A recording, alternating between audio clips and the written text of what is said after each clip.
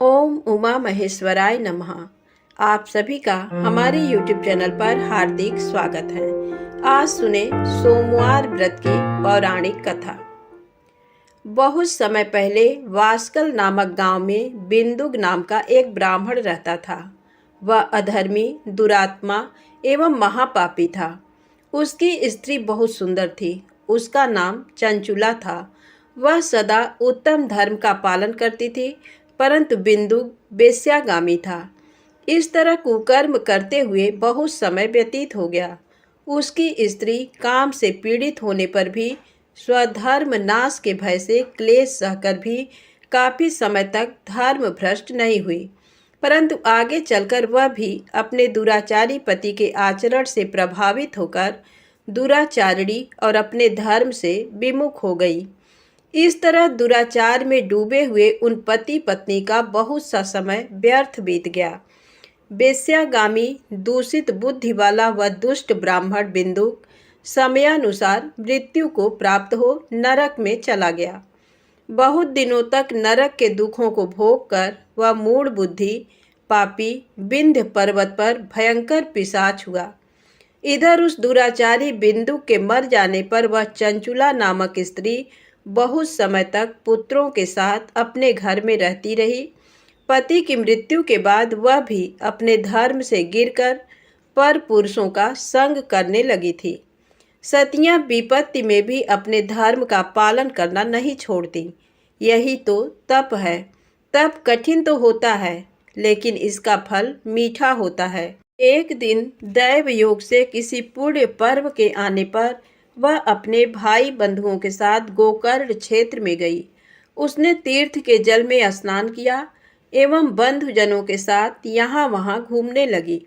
घूमते घूमते वह एक देव मंदिर में गई। वहाँ उसने एक ब्राह्मण के मुख से भगवान शिव की परम पवित्र एवं मंगलकारी कथा सुनी। कथावाचक ब्राह्मण कह रहे थे कि जो स्त्रियां व्यभिचार करती हैं, वे मरने के बाद जब यमलोक जाती हैं, तब यमराज के दूत उन्हें तरह तरह से यंत्रणा देते हैं। वे उसके कामांगों को तप्त लौह दंडों से दागते हैं। तप्त लौह के पुरुष से उसका संसर्ग कराते हैं। ये सारे दंड इतनी वेदना देने वाले होते हैं कि जीव पुकार पुकार कर कहता है कि अब वह ऐसा नहीं करेगा, लेकिन यमदूत उसे छोड़ते नहीं। कर्मों का फल तो सभी को भोगना पड़ता है। देव, ऋषि, मनुष्य सभी इससे बंधे हुए हैं। ब्राह्मण के मुख से ये वैराग्य बढ़ाने वाली कथा सुनकर चंचुला भय से व्याकुल हो गई। कथा समाप्त होने पर सभी लोग वहां से चले गए। तब कथा बाँचने वाले ब्राह्मण देवता से चंचुला ने कहा, हे ब्राह्मण, धर्म को न जानने के कारण मेरे द्वारा बहुत बड़ा दुराचार हुआ है। स्वामी, मेरे ऊपर कृपा कर मेरा उद्धार कीजिए। आपके प्रवचन को सुनकर मुझे इस संसार से वैराग्य हो गया है। मुझ मूढ़ चित्त वाली पापिनी को धिक्कार है। मैं निंदा के योग्य हूँ। मैं बुरे विषयों में फंसकर अपने धर्म से विमुख हो गई थी। कौन मुझ जैसी कुमार्ग में मन लगाने वाली पापिनी का साथ देगा? जब यमदूत मेरे गले में फंदा डालकर मुझे बांध कर ले जाएंगे और नरक में मेरे शरीर के टुकड़े करेंगे, तब मैं कैसे उन महायातनाओं को सहन कर पाऊंगी? मैं सब प्रकार से नष्ट हो गई हूँ, क्योंकि अभी तक मैं हर तरह से पाप में डूबी रही हूँ। हे ब्राह्मण, आप मेरे गुरु हैं। आप ही मेरे माता पिता हैं। मैं आपके शरण में आई हूँ। मुझ अबला का अब आप ही उद्धार कीजिए। इस प्रकार विलाप करती हुई चंचुला ब्राह्मण देवता के चरणों में गिर पड़ी। तब ब्राह्मण ने उसे कृपा पूर्वक उठाया और इस प्रकार कहा, नारी, तुम सौभाग्यशाली हो जो भगवान शंकर की कृपा से तुमने वैराग्यपूर्ण ये कथा सुनी। कथा सुनकर समय से अपनी गलती का एहसास कर लिया है। तुम डरो मत और भगवान शिव की शरण में जाओ। उनकी परम कृपा से तुम्हारे सभी पाप नष्ट हो जाएंगे। मैं तुम्हें भगवान शिव की कथा सहित वह मार्ग बताऊंगा जिसके द्वारा तुम्हें सुख देने वाली उत्तम गति प्राप्त होगी। शिव कथा सुनने से तुम्हारी बुद्धि शुद्ध हो गई है और तुम्हें पश्चाताप हुआ है तथा मन में वैराग्य उत्पन्न हुआ है। पश्चाताप ही पाप करने वाले पापियों के लिए सबसे बड़ा प्रायश्चित है। जो मनुष्य अपने कुकर्म के लिए पश्चाताप नहीं करता वह उत्तम गति प्राप्त नहीं करता, परंतु जिसे अपने कुकृत्य पर हार्दिक पश्चाताप होता है वह अवश्य उत्तम गति का भागीदार होता है, इसमें कोई शक नहीं है। शुद्ध चित्त में ही भगवान शिव व पार्वती का वास होता है। वह शुद्धात्मा पुरुष सदा शिव के पद को प्राप्त होता है। इस कथा का श्रवण सभी मनुष्यों के लिए कल्याणकारी है, अतः इसकी आराधना व सेवा करनी चाहिए। हे ब्राह्मण पत्नी, तुम अन्य विषयों से अपने मन को हटाकर भगवान शंकर की इस परम पावन कथा को सुनो। इससे तुम्हारे चित्त की शुद्धि होगी और तुम्हें मोक्ष की प्राप्ति होगी। जो मनुष्य निर्मल हृदय से भगवान शिव के चरणों का चिंतन करता है उसकी एक ही जन्म में मुक्ति हो जाती है। ये कहकर वे ब्राह्मण चुप हो गए। उनका हृदय करुणा से भर गया। वे ध्यान में मग्न हो गए। ब्राह्मण का ये उपदेश सुनकर चंचुला के नेत्रों में आनंद के आंसू छलक आए। वह हर्ष भरे हृदय से ब्राह्मण देवता के चरणों में गिर गई और हाथ जोड़कर बोली, मैं कृतार्थ हो गई। हे ब्राह्मण, शिव भक्तों में श्रेष्ठ स्वामीन, आप धन्य हैं। आप परमार्थदर्शी हैं और सदा परोपकार में लगे रहते हैं। साधो, मैं नरक के समुद्र में गिर रही हूँ, कृपा कर मेरा उद्धार कीजिए। जिस पौराणिक व अमृत के समान कथा की बात आपने की है उसे सुनकर ही मेरे मन में वैराग्य उत्पन्न हुआ है। उस अमृतमयी कथा को सुनने के लिए मेरे मन में बड़ी श्रद्धा हो रही है। कृपया आप मुझे उसे सुनाइए। कथा सुनने की इच्छा मन में लिए हुए चंचुला उन ब्राह्मण देवता की सेवा में वहीं रहने लगी। उस गोकर्ण नामक महाक्षेत्र में उन ब्राह्मण देवता के मुख से चंचुला भगवान शिव की भक्ति, ज्ञान और वैराग्य बढ़ाने वाली और मुक्ति देने वाली परम उत्तम कथा सुनकर कृतार्थ हुई। उसका चित्त शुद्ध हो गया। वह अपने हृदय में शिव के सगुण रूप का चिंतन करने लगी। वह सदैव शिव के सच्चिदानंदमय स्वरूप का स्मरण करती थी। तत्पश्चात अपना समय पूर्ण होने पर चंचुला ने बिना किसी कष्ट के अपना शरीर त्याग दिया। उसे लेने के लिए एक दिव्य विमान वहां पहुंचा। ये विमान शोभा साधनों से सजा था एवं शिवगणों से सुशोभित था। चंचुला विमान से शिवपुरी पहुंची। उसके सारे पाप धुल गए। वह दिव्यांगना हो गई। वह गौरांगी देवी मस्तक पर अर्धचंद्र का मुकुट व अन्य दिव्य आभूषण पहने शिवपुरी में पहुंची। वहां उसने सनातन देवता त्रिनेत्रधारी महादेव शिव को देखा। सभी देवता उनकी सेवा में भक्तिभाव से उपस्थित थे। उनकी अंग कांति करोड़ों सूर्यों के समान प्रकाशित हो रही थी। 5 मुख और हर मुख में 3 नेत्र थे। मस्तक पर अर्धचंद्राकार मुकुट शोभायमान हो रहा था। कंठ में नील चिन्ह था। उनके साथ में देवी गौरी विराजमान थी, जो विद्युत पुंज के समान प्रकाशित हो रही थी। महादेव जी की कांति कपूर के समान गौर थी। उनके शरीर पर श्वेत वस्त्र थे तथा शरीर श्वेत भस्म से युक्त था। इस प्रकार भगवान शिव के परम उज्जवल रूप के दर्शन कर चंचुला बहुत प्रसन्न हुई। उसने भगवान को बारंबार प्रणाम किया और हाथ जोड़कर प्रेम, आनंद और संतोष से युक्त हो विनीत भाव से खड़ी हो गई। उसके नेत्रों से आनंदाश्रुओं की धारा बहने लगी। भगवान शंकर व भगवती गौरी उमा ने करुणा के साथ सौम्य दृष्टि से देखकर चंचुला को अपने पास बुलाया। गौरी उमा ने उसे प्रेम पूर्वक अपनी सखी बना लिया। चंचुला सुख पूर्वक भगवान शिव के धाम में उमा देवी की सखी के रूप में निवास करने लगी। एक दिन चंचुला आनंद में मग्न उमा देवी के पास गई और दोनों हाथ जोड़कर उनकी स्तुति करने लगी। हे गिरिराज नंदिनी, स्कंद माता उमा, आप सभी मनुष्यों एवं देवताओं द्वारा पूज्य तथा समस्त सुखों को देने वाली हैं। आप शंभु प्रिया हैं। आप ही सगुणा और निर्गुणा हैं। हे सच्चिदानंद स्वरूपिणी, आप ही प्रकृति की पोषक हैं। हे माता, आप ही संसार की सृष्टि, पालन और संहार करने वाली हैं। इस प्रकार सद्गति प्राप्त चंचुला देवी की स्तुति कर शांत हो गई। उसकी आंखों में प्रेम के आंसू उमड़ आए। तब शंकर प्रिया भक्त वत्सला उमा देवी ने बड़े प्रेम से चंचुला को चुप कराते हुए कहा, सखी चंचुला, मैं तुम्हारी स्तुति से प्रसन्न हूँ। बोलो, क्या वर मांगती हो? चंचुला बोली, हे गिरिराज कुमारी, मेरे पति बिंदुक इस समय कहाँ हैं? उनकी स्थिति कैसी है, मुझे बताइए और कुछ उपाय कीजिए ताकि हम फिर से मिल सकें। हे महादेवी, मेरे पति एक शूद्र जाति वेश्या के प्रति आसक्त थे और पाप में ही डूबे रहते थे। गिरिजा बोली, बेटी, तुम्हारा पति बिंदुक बड़ा पापी था। उसका अंत बड़ा भयानक हुआ। वेश्या का उपभोग करने के कारण वह मूर्ख नरक में अनेक वर्षों तक अनेक प्रकार के दुख भोग कर अब शेष पाप को भोगने के लिए विंध्य पर्वत पर पिशाच की योनि में रह रहा है। वह दुष्ट वहीं वायु पीकर रहता है और सब प्रकार के कष्ट सहता है। गौरी देवी की ये बात सुनकर चंचुला अत्यंत दुखी हो गई। फिर मन को किसी तरह स्थिर करती हुई दुखी हृदय से माँ गौरी से उसने एक बार फिर पूछा, हे महादेवी, मुझ पर कृपा कीजिए और मेरे पापी पति का अब उद्धार कर दीजिए।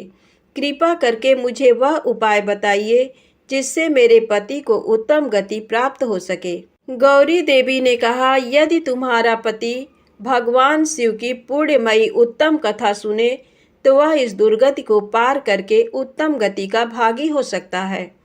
अमृत के समान मधुर गौरी देवी का ये वचन सुनकर चंचुला ने दोनों हाथ जोड़कर मस्तक झुकाकर उन्हें बारंबार प्रणाम किया तथा प्रार्थना की कि मेरे पति को भगवान शिव की कथा सुनाने की व्यवस्था कीजिए। ब्राह्मण पत्नी चंचुला के बार बार प्रार्थना करने पर शिव प्रिया गौरी देवी ने भगवान शिव की महिमा का गान करने वाले गंधर्वराज तुम्बुरु को बुलाकर कहा, तुम्बुरो, तुम्हारी भगवान शिव में प्रीति है। तुम मेरे मन की सभी बातें जानकर मेरे कार्यों को सिद्ध करते हो। तुम मेरी इस सखी के साथ विंध्य पर जाओ। वहाँ एक महाघोर और भयंकर पिशाच रहता है। पूर्व जन्म में वह पिशाच बिंदुक नामक ब्राह्मण मेरी इस सखी चंचुला का पति था। वह वेश्यागामी हो गया था। उसने स्नान, संध्या आदि नित्य कर्म छोड़कर अपवित्र रहने लगा। क्रोध के कारण उसकी बुद्धि भ्रष्ट हो गई। दुर्जनों से उसकी मित्रता तथा सज्जनों से द्वेष बढ़ गया था। वह अस्त्र शस्त्र से हिंसा करता, लोगों को सताता और उनके घरों में आग लगा देता था। चांडालों से दोस्ती करता, वह रोज वेश्या के पास जाता था। पत्नी को त्याग कर दुष्ट लोगों से दोस्ती कर उन्हीं के संपर्क में रहता था। वह मृत्यु तक दुराचार में फंसा रहा। मृत्यु के बाद उसे पापियों के भोग स्थान यमपुर ले जाया गया। वहाँ घोर नरकों को सहकर इस समय वह विंध्य पर पिशाच बनकर रह रहा है और पापों का फल भोग रहा है। तुम उसके सामने परम पुण्यमयी पापों का नाश करने वाली भगवान शिव की दिव्य कथा का प्रवचन करो। इस कथा को सुनने से उसका हृदय सभी पापों से मुक्त होकर शुद्ध हो जाएगा और वह प्रेत योनि से मुक्त हो जाएगा। दुर्गति मुक्त होने पर उस बिंदुक नामक पिशाच को विमान पर बिठाकर तुम भगवान शिव के पास ले आना। माँ उमा का आदेश पाकर गंधर्वराज तुम्बरो प्रसन्नता पूर्वक अपने भाग्य की सराहना करते हुए चंचुला को साथ लेकर विमान से पिशाच के निवास स्थान विंध्य पर्वत पर गया। वहां पहुंचकर उसने उस विकराल आकृति वाले पिशाच को देखा। उसका शरीर विशाल था, उसकी ठोड़ी बड़ी थी। वह कभी हंसता, कभी रोता, कभी उछलता था। महाबली तुम्बरों ने बिंदुक नामक पिशाच को पासों से बांध लिया। उसके पश्चात तुम्बरों ने कथा बाँचने के लिए स्थान तलाश कर मंडप की रचना की। शीघ्र इस बात का पता लोगों को चल गया कि एक पिशाच के उद्धार हेतु देवी पार्वती की आज्ञा से तुम्बरो भगवान शिव की कथा सुनाने विंध्य पर्वत पर आया है। उस कथा को सुनने के लोभ से बहुत से देवर्षि वहां पहुंच गए। सभी को आदर पूर्वक स्थान दिया गया। पिशाच बिंदुक को पांसों में बांधकर आसन पर बिठाया गया और तब तुम्बरू ने परम उत्तम भगवान शिव की अमृत कथा का गान शुरू किया, जिससे सभी श्रोता कृतार्थ हो गए। परम पुण्यमय कथा को सुनकर पिशाच सभी पापों से मुक्त हो गया और उसने पिशाच शरीर का त्याग कर दिया। शीघ्र ही उसका रूप दिव्य हो गया। उसका शरीर गौर वर्ण का हो गया। शरीर पर श्वेत वस्त्र एवं पुरुषों के आभूषण आ गए। इस प्रकार दिव्य देहधारी होकर बिंदुक अपनी पत्नी चंचुला के साथ स्वयं भी भगवान शिव का गुणगान करने लगा। उसे इस दिव्य रूप में देखकर सभी को बहुत आश्चर्य हुआ। उसका मन परम आनंद से परिपूर्ण हो गया। सभी भगवान महेश्वर के अद्भुत चरित्र को सुनकर कृतार्थ हो उसका यशोगान करते हुए अपने अपने धाम को चले गए। बिंदुक अपनी पत्नी चंचुला के साथ विमान में बैठकर शिवपुरी की ओर चल दिया। महेश्वर के गुणों का गान करता हुआ बिंदुक अपनी पत्नी चंचुला व तुम्बरू के साथ शीघ्र ही शिवधाम पहुंच गया। भगवान शिव व देवी पार्वती ने उसे अपना पार्षद बना लिया। दोनों पति पत्नी सुखपूर्वक भगवान महेश्वर एवं देवी गौरी के श्री चरणों में अविचल निवास पाकर धन्य हो गए। बोलो उमा महेश्वर भगवान की जय। एक समय की बात है, किसी नगर में एक साहूकार रहता था। उसके घर में धन की कोई कमी नहीं थी, लेकिन उसकी कोई संतान नहीं थी। इस कारण वह बहुत दुखी था। पुत्र प्राप्ति के लिए वह प्रत्येक सोमवार व्रत रखता था और पूरी श्रद्धा के साथ शिव मंदिर जाकर भगवान शिव और पार्वती जी की पूजा करता था। उसकी भक्ति देखकर एक दिन माँ पार्वती प्रसन्न हो गई और भगवान शिव से उस साहूकार की मनोकामना पूर्ण करने का आग्रह किया। पार्वती जी की इच्छा सुनकर भगवान शिव ने कहा कि हे पार्वती, इस संसार में हर प्राणी को उसके कर्मों का फल मिलता है और जिसके भाग्य में जो हो उसे भोगना ही पड़ता है। लेकिन पार्वती जी ने साहूकार की भक्ति का मान रखने के लिए उसकी मनोकामना पूर्ण करने की इच्छा जताई। माता पार्वती के आग्रह पर शिव जी ने साहूकार को पुत्र प्राप्ति का वरदान तो दिया, लेकिन साथ ही ये भी कहा कि उसके बालक की आयु केवल 12 वर्ष होगी। माता पार्वती और भगवान शिव की बातचीत को साहूकार सुन रहा था। उसे ना तो इस बात की खुशी थी और ना ही दुख। वह पहले की भांति शिव जी की पूजा करता रहा। कुछ समय के बाद साहूकार के घर एक पुत्र का जन्म हुआ। जब वो बालक 11 वर्ष का हुआ तो उसे पढ़ने के लिए काशी भेज दिया गया। साहूकार ने पुत्र के मामा को बुलाकर उसे बहुत सारा धन दिया और कहा कि तुम इस बालक को काशी विद्या प्राप्ति के लिए ले जाओ और मार्ग में यज्ञ कराना। जहाँ भी यज्ञ कराओ वहाँ ब्राह्मणों को भोजन कराते और दक्षिणा देते हुए जाना। दोनों मामा भांजे इसी तरह यज्ञ कराते और ब्राह्मणों को दान दक्षिणा देते काशी की ओर चल पड़े। रात में एक नगर पड़ा जहाँ नगर के राजा की कन्या का विवाह था, लेकिन जिस राजकुमार से उसका विवाह होने वाला था वह एक आंख से काना था। राजकुमार के पिता ने अपने पुत्र के काना होने की बात को छुपाने के लिए एक चाल सोची। साहूकार के पुत्र को देखकर उसके मन में एक विचार आया। उसने सोचा क्यों न इस लड़के को दूल्हा बनाकर राजकुमारी से विवाह करा दूं। विवाह के बाद इसको धन देकर विदा कर दूंगा और राजकुमारी को अपने नगर ले जाऊंगा।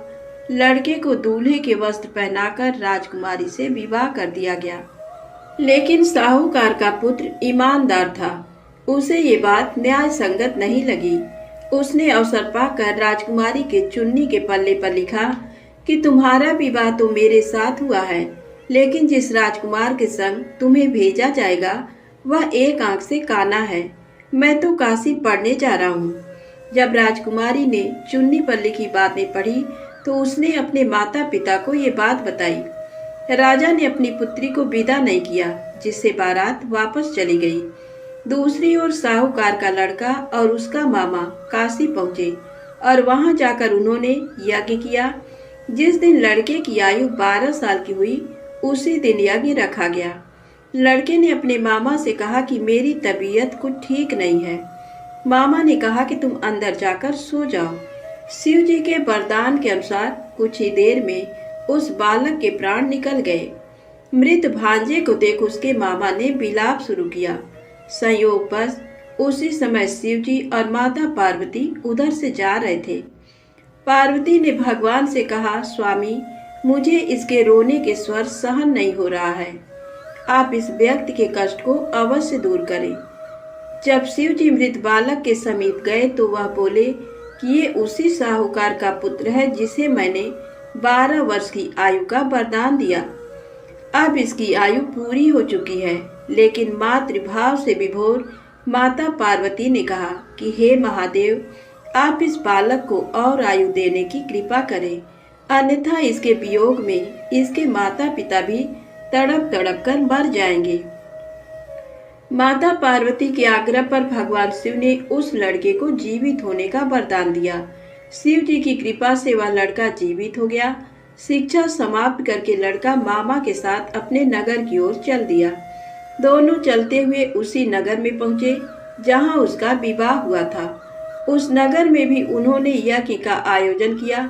उस लड़के के ससुर ने उसे पहचान लिया और महल में ले जाकर उसकी खातिरदारी की और अपनी पुत्री को विदा किया। इधर साहूकार और उसकी पत्नी भूखे प्यासे रहकर बेटे की प्रतीक्षा कर रहे थे। उन्होंने प्रण कर रखा था कि यदि उन्हें अपने बेटे की मृत्यु का समाचार मिला तो वह भी प्राण त्याग देंगे, परंतु अपने बेटे के जीवित होने का समाचार पाकर वह बेहद प्रसन्न हुए। उसी रात भगवान शिव ने व्यापारी के स्वप्न में आकर कहा, हे श्रेष्ठी, मैंने तेरे सोमवार के व्रत करने और व्रत कथा सुनने से प्रसन्न होकर तेरे पुत्र को लंबी आयु प्रदान की है। इसी प्रकार जो कोई सोमवार व्रत करता है या कथा सुनता और पढ़ता है, उसके सभी दुख दूर होते हैं और समस्त मनोकामनाएं पूर्ण होती हैं। प्रेम से बोले शंकर भगवान की जय हो। अब आइए सुने भगवान शिव की दूसरी कथा, बैजू के भोले बाबा बैजनाथ। बैजू निहायत ही सीधा और सरल इंसान सवेरे शाम जानवर चराता और बाकी का समय मंदिर की साफ सफाई में। एक बार पुजारी बाबा 2 महीने के लिए तीर्थ पे जा रहे थे। बैजू को बुलाया और कहा, बैजू, मंदिर की सारी जिम्मेदारी तुम्हारे ऊपर है और एक बार भोलेनाथ को भोग लगाए बिना खुद भोजन मत ग्रहण करना। बैजू दूसरे दिन नहा धो के जैसे तैसे बन पड़ा। भोजन तैयार कर भोलेनाथ के सामने थाली लेके हाजिर। बाबा, भोजन कर लो। बाबा टस से मस नहीं। सवेरे से शाम हो गई, ना बाबा ने भोजन ग्रहण किया और ना ही बैजू ने। 2-3 दिन यही सिलसिला चला। चौथे दिन बैजू का धीरज टूट गया। पास पड़ी लाठी उठाई और जकड़ दिया शिवलिंग पे। तत्काल भोलेनाथ हाजिर, पीठ मलते हुए। बोलो बैजू, क्या बात है? बैजू बोला, 4 दिन से तुम्हारे चक्कर में बिना कुछ खाए पिए गुहार लगाए रहे हैं, सुनाई नहीं पड़ा और लाठी जकड़ा नहीं के हाजिर। चलो भोजन करो तो हमहु कुछ खाई। बेचारे भोलेनाथ पीठ मलते चुपचाप आनंद के अतिरेक में डूबे, कच्चा पक्का जैसा भी था खाने लगे। अब बैजू बोला, बाबा, बड़ा कस के लगा है, रुको तुम भोजन करो। कहते हुए बैजू अंदर जाके चंदन लेकर आया, भोलेनाथ के पीठ पे लगाने लगा। भोजन के बाद भोलेनाथ चलने लगे तो बैजू बोला, कल शाम से आ जाइयो, ठीक है ना? बाबा ने कहा, हाँ हाँ बैजू, कल टाइम से आ जाएंगे। अगले दिन भोलेनाथ माता पार्वती के साथ विराजमान। बैजू बोला, बाबा, ये कौन है आपके साथ? तब बाबा ने कहा, तुम्हारी अम्मा है, माता अन्नपूर्णा। बैजू ने कहा, आओ आओ अम्मा। तुरंत बेचारा भाग के दरी ले आया, बिछाया, अंदर से 2 थाली में भोजन लेके हाजिर। बाबा ने पूछा, बैजू, तुम्हारे लिए भोजन बचा है ना? बैजू क्या बताता। बोला, हाँ बाबा, चिंता ना करो, बहुत है। आनंद में डूबे अश्रुपूरित नेत्रों से भोजन खत्म किया। तीसरे दिन फिर माता पार्वती के साथ विराजमान, वो भी समय से पहले। बैजू हकबकाया, बाबा आज इतनी जल्दी? माता पार्वती मुस्कुराई, बोली बैजू आज खाना मैं बनाऊंगी। लाख मना करने के बावजूद बैजू की एक ना चली। माता पार्वती ने भोजन तैयार किया और 3 थाली में सजा के ले आई। भोजन शुरू। बैजू ने तो जिंदगी में ऐसा स्वादिष्ट भोजन किया न था, लेकिन भगवान शिव वही भाव व प्रेम के भूखे भोलेनाथ ने पार्वती मैया से कहा, शिवा। माता ने कहा, हाँ स्वामी, आज भोजन में आनंद नहीं आ रहा है। माता की आंखों से आंसू निकल रहे थे। सच स्वामी, ना वो स्वाद है ना वो रस। धन्य है माता अन्नपूर्णा, जिनके नाम मात्र से भोजन में मिठास बढ़ जाए। उनको खुद का बनाया भोजन बेस्वाद लग रहा था। 2 महीनों का भोग सामग्री और कहाँ 3 आदमी का भोजन। बेचारे बैजू को अपने जानवर तक बेच देने पड़े। किन्हीं कारणवश पुजारी बाबा बजाय 2 महीनों के 1 महीने के अंदर ही तीर्थ से वापस आ गए। पुजारी बाबा ने बैजू को बुलाया और कहा, बैजू भोलेनाथ को समय से भोग लगाता था ना? बैजू ने कहा, हाँ पुजारी बाबा, पर बाबा तुम तो कहत रहे हो कि वो अकेले आएंगे, पर वो तो माता अन्नपूर्णा के साथे आवत रहें और दोनों जने कस के भोजनों करत रहें। हमका आपन जानवर तक बेचे के पड़ा। पुजारी बाबा अपलक बैजू को निहार रहे थे। जानते थे कि ये झूठ बोल नहीं सकता, तो क्या भोलेनाथ माता पार्वती के साथ आते थे? तब बाबा ने कहा, बैजू आज तुम फिर भोग लगाओ, देखें कौन कौन आता है। बैजू बेचारा समय से भोजन लेके हाजिर। बुलाना शुरू। काहे को भोलेनाथ आए? बुलाते बुलाते थक गया, पर ना भोलेनाथ को आना था ना वो आए। बाबा बाबा लाठी ना उठाऊंगा, चाहे तुम आओ या ना आओ, लाठी ना उठाऊंगा बाबा, लाठी ना उठाऊंगा। बस शिवलिंग पकड़ के रोए जा रहा था और यही बोल रहा था, बाबा लाठी ना उठाऊंगा।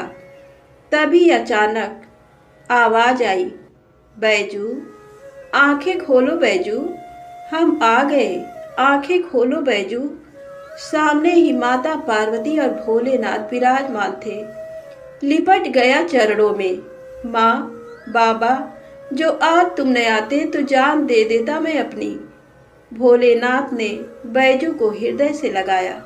बोले, बैजू बेमोल विज्ञा तेरे हाथों में। सुन, आज से मुझसे पहले लोग तेरा नाम लेंगे, फिर मेरा। आगे बैजू, पीछे नाथ, बैजनाथ। तो प्रेम से बोले, बाबा बैजनाथ जी की जय हो। भगवान शिव माता पार्वती की तीसरी कहानी। एक बार माता पार्वती ने भगवान शिव से कहा कि प्रभु, मैंने पृथ्वी पर देखा है कि जो व्यक्ति पहले से ही अपने प्रारब्ध से दुखी है, आप उसे और ज्यादा दुख प्रदान करते हैं, और जो सुख में है आप उसे दुख नहीं देते हैं। भगवान ने इस बात को समझाने के लिए माता पार्वती को धरती पर चलने के लिए कहा और दोनों ने इंसानी रूप में पति पत्नी का रूप लिया और एक गांव के पास डेरा जमाया। शाम के समय भगवान ने माता पार्वती से कहा कि हम मनुष्य रूप में यहाँ आए हैं, इसलिए यहाँ के नियमों का पालन करते हुए हमें यहाँ भोजन करना होगा। इसलिए मैं भोजन की सामग्री की व्यवस्था करता हूँ, तब तक तुम भोजन बनाओ। जब भगवान के जाते ही माता पार्वती रसोई में चूल्हे को बनाने के लिए बाहर से ईंटें लेने गई और गांव में कुछ जर्जर हो चुके मकानों से ईंटें लाकर चूल्हा तैयार कर दिया। चूल्हा तैयार होते ही भगवान वहां पर बिना कुछ लाए ही प्रकट हो गए। माता पार्वती ने उनसे कहा, आप तो कुछ लेकर नहीं आए, भोजन कैसे बनेगा? भगवान बोले, पार्वती अब तुम्हें इसकी जरूरत नहीं पड़ेगी। भगवान ने माता पार्वती से पूछा कि तुम चूल्हा बनाने के लिए इन ईंटों को कहाँ से लेकर आई? तो माता पार्वती ने कहा, प्रभु इस गांव में बहुत से ऐसे घर भी हैं जिनका रखरखाव सही ढंग से नहीं हो रहा है। उनकी जर्जर हो चुकी दीवारों से मैं ईंटें निकाल कर ले आई। भगवान ने फिर कहा, जो घर पहले से खराब थे तुमने उन्हें और खराब कर दिया। तुम ईंटें उन सही घरों की दीवार से भी तो ला सकती थी। तब माता पार्वती बोली, प्रभु, उन घरों में रहने वाले लोगों ने उनका रखरखाव बहुत सही तरीके से किया है और वो घर सुंदर भी लग रहे हैं। ऐसे में उनकी सुंदरता को बिगाड़ना उचित नहीं होता। भगवान बोले, पार्वती, यही तुम्हारे द्वारा पूछे गए प्रश्न का उत्तर है। जिन लोगों ने अपने घर का रखरखाव अच्छी तरह से किया है, यानी सही कर्मों से अपने जीवन को सुंदर बना रखा है, उन लोगों को दुख कैसे हो सकता है। मनुष्य के जीवन में जो भी सुखी है वो अपने कर्मों के द्वारा सुखी है और जो दुखी है वो अपने कर्मों के द्वारा दुखी है। इसलिए हर एक मनुष्य को अपने जीवन में ऐसे ही कर्म करने चाहिए कि जिससे इतनी मजबूत व खूबसूरत इमारत खड़ी हो जाए, कभी भी कोई भी उसकी एक ईंट भी निकालने ना पाए। प्रेम से बोले शंकर भगवान की जय हो। आइए सुने गणेश जी की कहानी।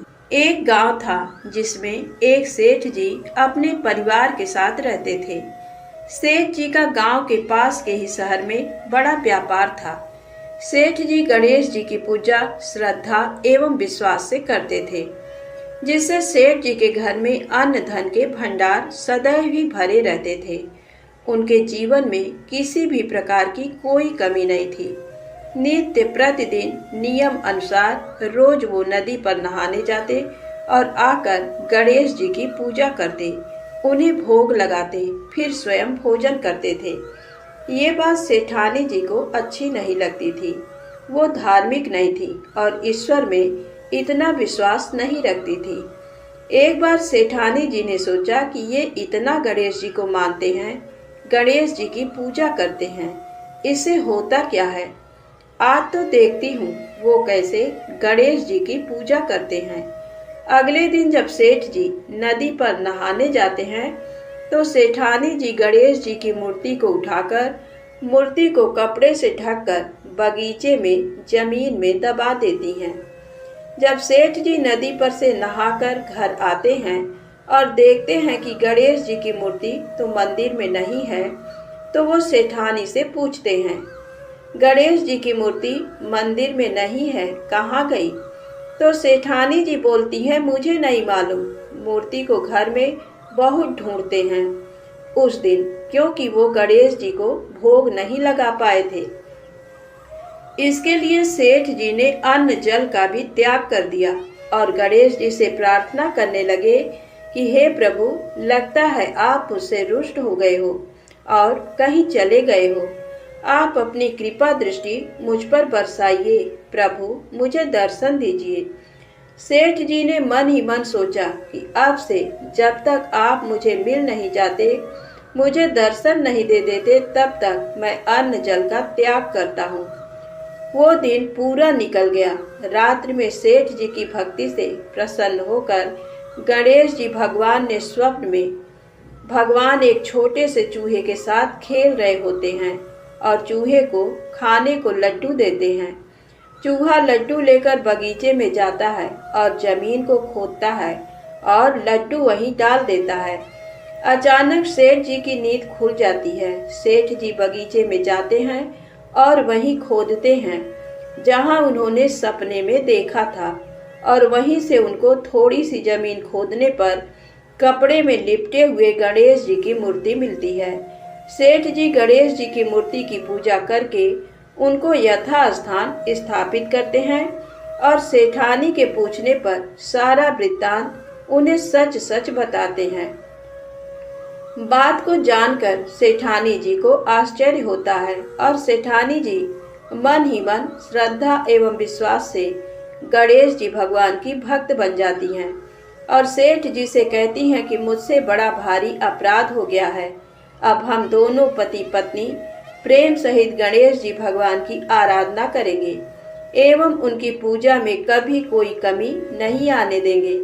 ये सुनकर सेठ जी अत्यधिक प्रसन्न हो जाते हैं और दोनों पति पत्नी गणेश जी भगवान को धन्यवाद करते हैं।